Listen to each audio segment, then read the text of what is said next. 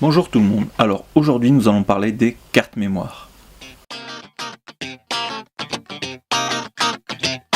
Nous allons voir ensemble comment bien choisir sa carte mémoire.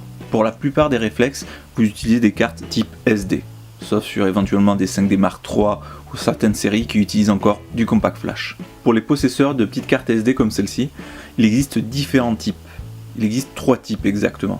Il existe les SD, les SDHC et les SDXC. En fait, les différences vont être qu'une carte SD classique de base souvent est limitée jusqu'à 2 Go. Au-delà, après, on va passer sur des SDHC.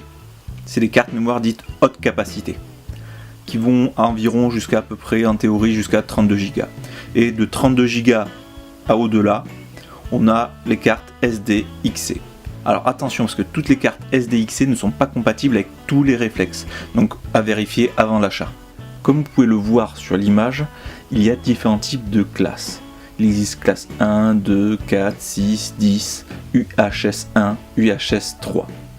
Toutes ces normes donnent le débit minimum donné par le constructeur. La différence entre les classes, c'est le débit minimum assuré justement, en écriture. Pour une carte mémoire de type classe 4, vous aurez un débit d'enregistrement garanti de minimum 4 mégas par seconde. Pour une carte mémoire classe 10, vous aurez minimum du 10 mégas par seconde.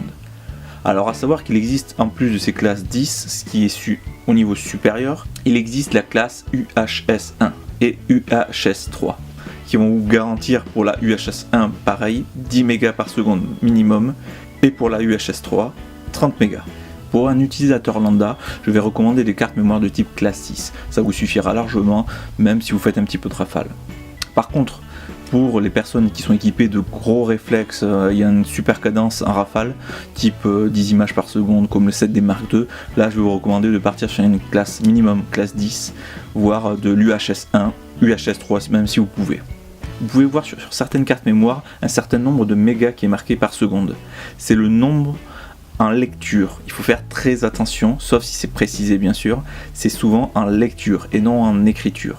Avant l'achat d'une carte mémoire, je vous recommande chaudement, si vous les commandez bien sûr sur internet, de bien vérifier dans le descriptif si c'est un débit en lecture ou en écriture. J'ai fait récemment l'acquisition d'une carte mémoire comme celle-ci, qui est une 600 fois et qui a un débit de lecture de 90 mégas par seconde. Alors ce débit pour la lecture est intéressant uniquement quand vous allez décharger votre appareil. Par exemple, quelqu'un qui va faire une séance portrait, qui a fait on va dire une cinquantaine, une soixantaine de photos, ça passe. Mais par contre, quand vous allez partir sur un mariage et que là vous allez devoir décharger plus de 1000 photos, là c'est là où en lecture ça va être très important, ça vous permet de dégager un maximum de photos le plus rapidement possible. Pour les personnes qui souhaitent filmer avec son réflexe numérique, moi je recommande des capacités relativement grosses. Comme moi je possède un 600D, je filme avec.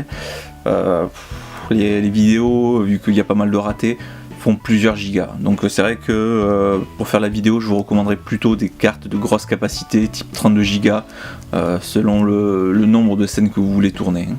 Je vous présente ce petit boîtier qui vous permet d'insérer jusqu'à 8 cartes SD et qui a l'avantage justement d'être étanche à l'eau. Comme vous pouvez le voir sur la vidéo, il y a le petit joint d'étanchéité bleu tout le tour.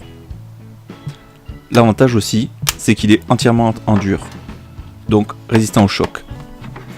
Sur ce, portez-vous bien, sortez et faites des photos.